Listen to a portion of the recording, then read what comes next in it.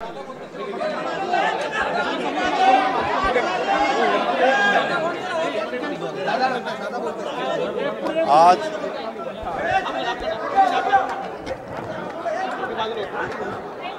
राष्ट्रवादी काँग्रेस पक्षाचं सोमवारपासून राज्यात तुम्ही गप्पा बसणार असाल तर सोमवारपासून आमच्या 36 जिल्ह्यांच्या आढावा बैठका वेगवेगळ्या जिल्ह्यातल्या जिल्हा परिषदा, तालुका पंचायत, महानगरपालिका, नगरपालिका, नगरपंचायतीच्या चालू आहे। उद्या शेवटचा दिवस आहे। आज सकाळी मी इथं 9 वाजता चालवलो आहे। 9 वाजल्यापासून आत्तापर्यंत आजचे जे काही प्रांताध्यक्षांनी जिल्हे घेतलेले होते ते सगळे मी संपवले।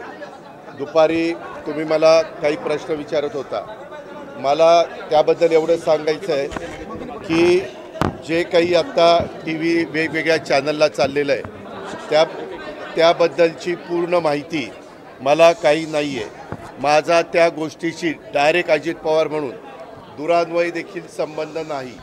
मला 35 वर्ष महाराष्ट्रातली जनता ओळखते। त्या संदर्भामध्ये मी उलट या निमित्तानं संपूर्ण माहिती घ्यायचं ठरवलेलं आहे। कारण मागे एकदा 3-4 महिन्यापूर्वीची गोष्ट असेल की अशा पद्धतीचं काहीतरी चाललं आहे असं कानावर आलं, त्यावेळेस मी सांगितलं की असलं काही चुकीचं केलेलं मला चालणार नाही।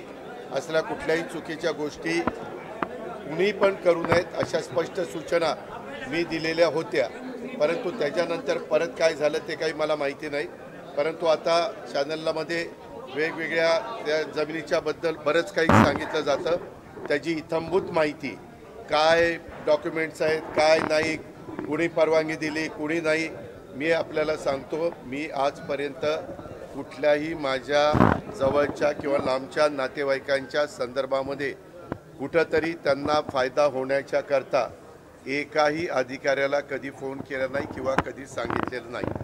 उलट मी या निमित्तानं महाराष्ट्रातल्या जनतेला नाही परंतु उपमुख्यमंत्री म्हणून अधिकारी वर्गांना आणि कर्मचाऱ्यांना सगळ्यांना सांगेन की जर माझ्या नावाचा वापर करून कुणी चुकीचं करत असेल किंवा त्याच्यामध्ये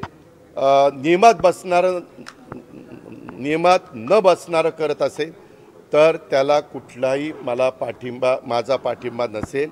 मी फार कायद्याच्या नियमाच्या चौकटीमध्ये राहून काम करणारा कार्यकर्ता आहे, हे आपल्याला सगळ्यांना माहिती आहे। आणि त्याच्यामुळं मी आता मला आज कुणीतरी दुपारी मगाशी एक दाखवलं, मुख्यमंत्री म्हणाले की ह्याची चौकशी मी करतो।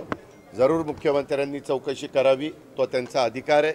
जर उद्या कुठल्याही बाबतीमध्ये कुणी काही तक्रार केली तर चौकशी करून त्याची शहानिशा करणं, त्याच्यातली सत्यता पडताळून बघणं आणि त्याच्यामध्ये काय नक्की घडलं आहे ते त्या ठिकाणी पाहणं हे सरकारचं कामच आहे।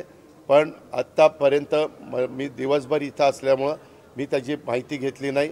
मी त्याची माहिती घेऊन परत तुम्हाला उद्याच्याला भेटीन संध्याकाळीचा, कारण मला पण उद्या दिवसभर काम आहे आणि त्याच्यामध्ये संपूर्ण माहिती काय झालं आहे, कसं झालं आहे, कुणाबरोबर डॉक्युमेंट झाले, ते कायदेशीर आहेत का, ते नियमात बसतात का, ह्या सगळ्या गोष्टी माहिती घेऊन वस्तुस्थिती तुमच्यासमोर सांगेन।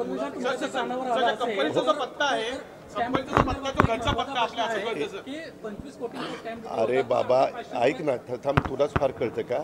मी स्वतःहून आलोय ना। मी काय सांगतोय, मी एवढंच कानावर आल्यानंतर सांगितलं की कुठल्याही गोष्टी चुकीच्या करू नका, एवढं तर मी सांगणार, त्या पद्धतीनं मी सांगितलेलं आहे। परंतु आता ते काय तुम्ही स्टॅम्प ड्युटी म्हणताय, आणखीन काय म्हणताय, त्याची सगळी शहानिशा करतो ना। कारण मीच आज राज्याचा अर्थमंत्री म्हणून काम करत असताना कुठल्याही व्यवहारात कुणी टॅक्सच्या बाबतीत नियमाप्रमाणेच वागलं पाहिजे। टॅक्सच्या बाबतीत नाही, सगळ्याच बाबतीमध्ये नियमाप्रमाणेच गोष्टी झाल्या पाहिजे। कुणीही नियमाच्या बाहेर जाऊन काम करता कामा नये, ह्याच मताचं मी आहे। एक मिनिट, माझ्या घरचा नाही, तो बंगला पार्थ अजित पवारांच्या नावाने आहे, त्याच्यावर तो पत्ता त्याचा आहे, समजलं का? दादा पण टार्गेट केलं जातं का तुम्हाला? दोन चर्चा खूप आहे, एकतरी महाराष्ट्र शासनाची जमीन आहे का की शासकीय जमीन आहे का मी तेच सगळं सांगतोय सागर. मी त्याची सगळी माहिती इथंभूत घेतो, कारण मी ज्यावेळेस बोलणार आहे मला आत्तापर्यंत माहिती नाही. मी आत्ता बोललो नसतं तर तुम्ही म्हणला असता की बाबा इथं कुठंतरी पाणी मुरतंय. तुम्हाला सगळ्यांना माझा स्वभाव माहिती आहे. मी कधीही चुकीच्या कामाचं समर्थन केलं नाही. जर चूक झाली तर मी कबूल करतो, ही माझ्याकडनं चूक झाली, मी ती दुरुस्त करतो. परंतु ह्याच्यात माझा दुरान्वय पण संबंध नाही. मी कुणाशी चर्चाही केलेली नाही. मी त्याच्या संदर्भात कुणाशी बोललेलो पण नाही आहे. मला आणि अलीकडच्या काळामध्ये ज्यावेळेस आमच्या घरातली मुलं सज्ञान होतात, मोठी होतात, ते त्यांचे व्यवसाय करतात. परंतु ह्याच्यात मी पुन्हा सांगतो, माझा दुरान्वय देखील कुठल्या अधिकाऱ्याला फोन नाही, कुणाला सांगणं नाही, कुणाला तिथं वेगळं काही त्याच्यामध्ये मदत करा अशाही पद्धतीची भूमिका नाही.